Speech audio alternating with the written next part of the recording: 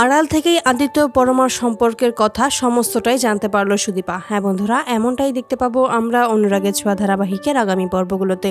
আদিত্য ও সুদীপার বিয়েটা কোনোভাবেই মেনে নিতে পারে না পরমা। পরমা ভাবে যে সে এবার সরাসরি আদিত্যর সাথে কথা বলবে। অপরদিকে সুদীপা ভাবতে থাকে যে এবার তাকে এই বাড়ি থেকে লড়াই করতে হবে, নতুন লড়াই, তার স্বপ্ন পূরণের জন্য এই লড়াই তাকে লড়তেই হবে। অপরদিকে পরমা আদিত্যর কাছে এসে বলে যে তুমি এভাবে আমাদের দুজনের জীবন কেন নষ্ট করলে? তুমি তো আমায় কথা দিয়েছিলে আদিত্য, তাহলে তুমি কেন এরকমটা করলে? সমস্ত কিছু জেনে শুনে ইচ্ছে করে সবটা নষ্ট করে দিলে। আদিত্য তখন বলে আমি কিন্তু তোমাকে একবারও কোনো কথা দেইনি পরমা, আর এখন এইসব কথা বলে কোনো লাভ নেই, কারণ তুমি আমার দাদার ওয়াইফ। তাই তুমি আমার দাদাকে নিয়েই সুখে থাকো। আমি চাই না আমাদের এই সম্পর্কের জন্য তোমার আর দাদার মধ্যে কোনো ঝামেলা হোক। আমি চাই আমার দাদার জন্য ভালো থাকে, ওর খুশির জন্য আমি সবকিছুই করতে পারবো। অপরদিকে আদিত্যর কাছে আসে সুদীপা। আদিত্যর সাথে কথা বলবে তার আগেই পরমা ও আদিত্যের সমস্ত কথাই শুনতে পায়। সুদীপা তখন ভাবে তার মানে পরমাকেই তার কথা দেওয়া ছিল।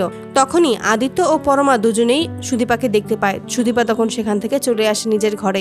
আদিত্য তখন সুদীপার পিছু আসে এবং সুদীপাকে বলেছে আপনি যেরকমটা ভাবছেন সেরকমটা নয়। সুদীপা তখন বলে আপনার যেহেতু ওর সাথে কথা দেওয়াই ছিল, তাহলে আপনি কেন এই বিয়েটা করলেন? এভাবেই আড়াল থেকে সমস্তটাই সুদীপা জানতে পারে যে আদিত্য ও পরমার সম্পর্কের কথা।